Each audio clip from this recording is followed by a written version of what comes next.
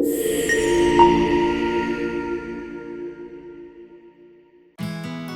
んにちは、ちーです。本日は出産祝いで嬉しかったもの、送る際に注意が必要なものについてご紹介いたします。まず前提として、お祝いしてもらえるだけでとても幸せなことですので、絶対にこれはダメというものはないです。関係性だったり、その人によっても違いますので、一つの意見として参考程度にご覧いただければと思います。それでは最後までご覧ください。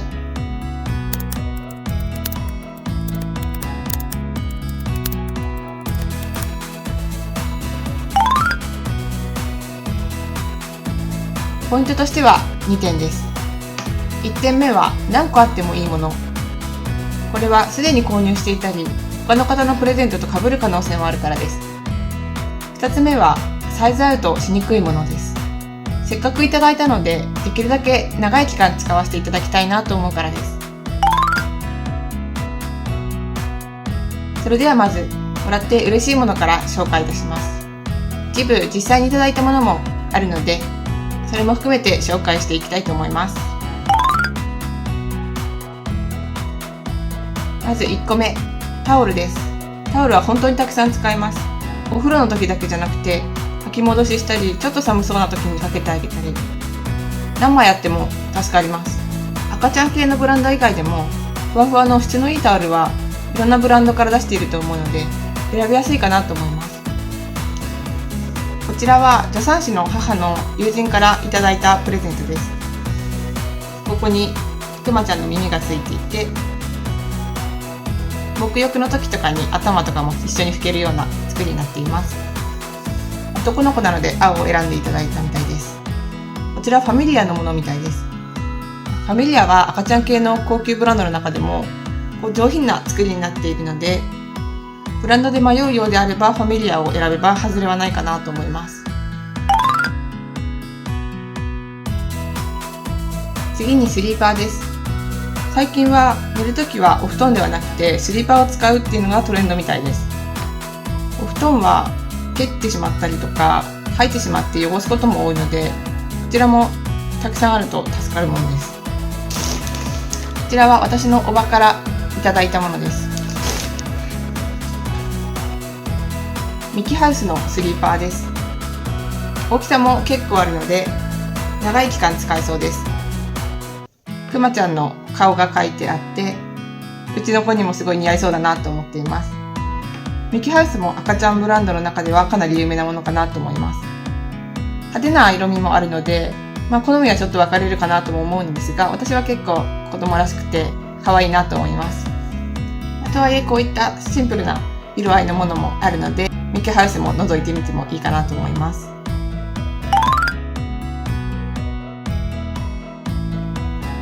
次にスタイです。うちの子は履き戻しが多いので、外出時はスタイ必須です。こちらは夫の両親からいただいたミキハウスのスタイになります。自分たちで買ったのは西松屋やバースデーなどだったのですが、やはりミキハウスのものだと分厚くて質もいいなと思います。服に合わせて選んだりすることもできるので、こちらもたくさんあると嬉しい商品でした。ちなみに私が小さい頃はそうだったらしいのですが、全く履き戻しをしない子もいるみたいなので、気になる方は履き戻しの有無について確認してみるのもありかもしれません。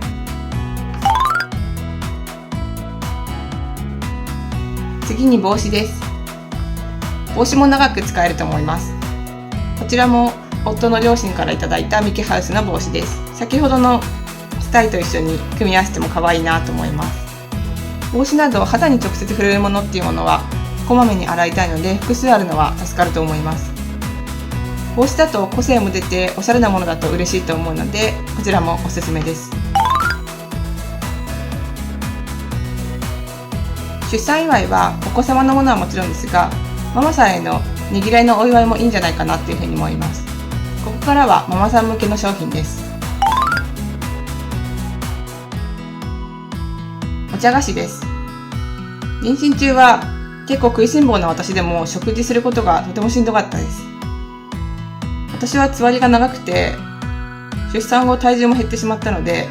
産後大好きな甘いものが美味しく食べれることがとても嬉しかったです。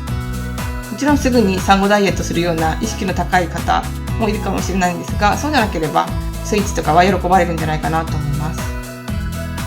ドリンクの場合は母乳の方はカフェインの制限があるので、デカフェとかノンカフェインのものを選ぶといいんじゃないかなと思います。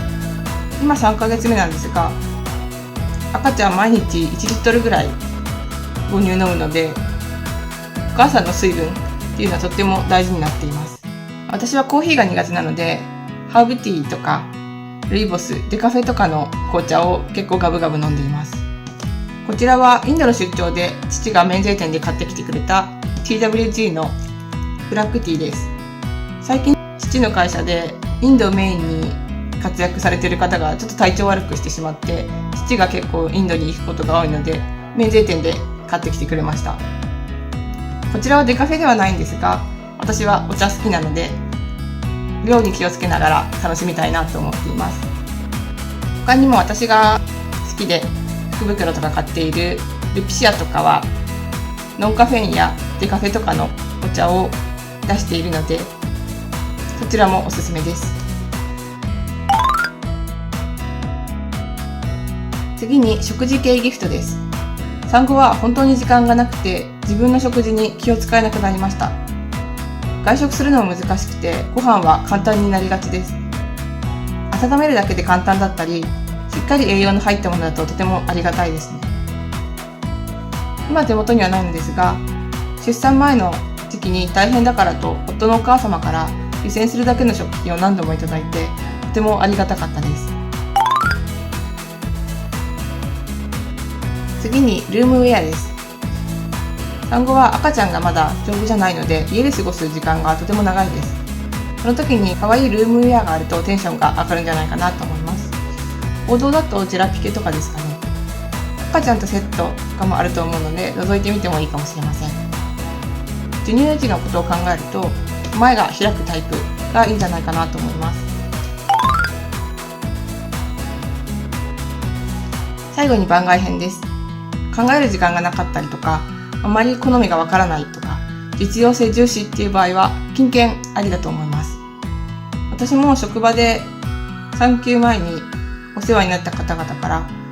Amazon のギフトカードをいただきました。こちらが迷惑かけた側なので申し訳ないなって気持ちはあったのですが、気にかけていただいて嬉しかったです。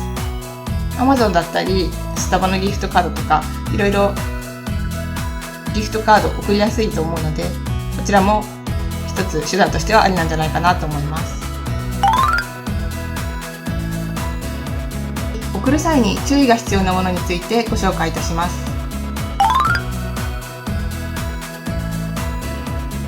1個目が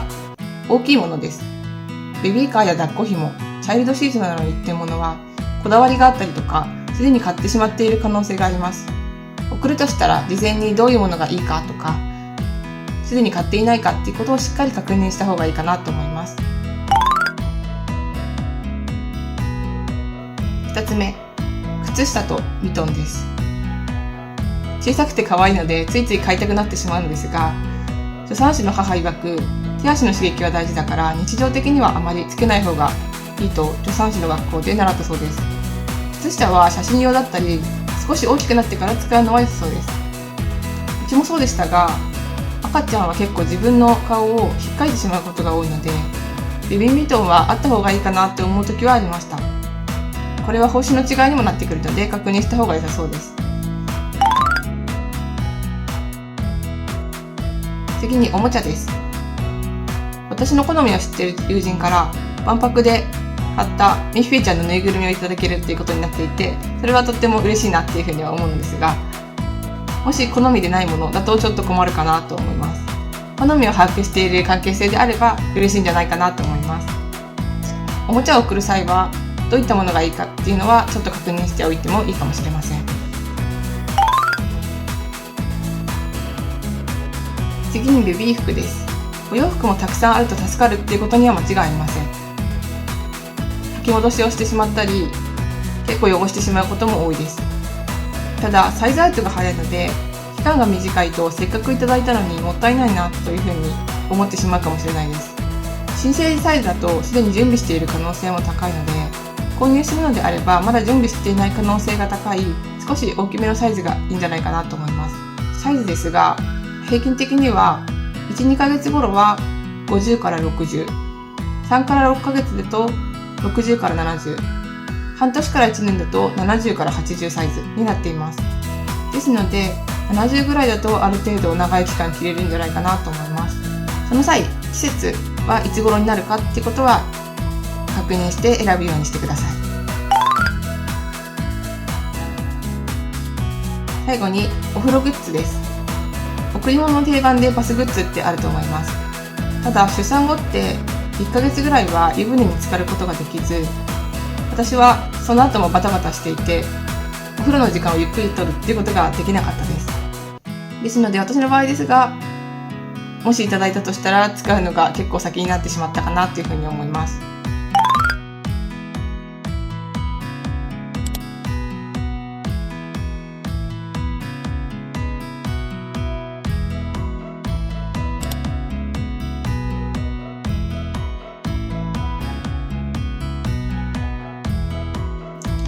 以上、出産祝いについてでした。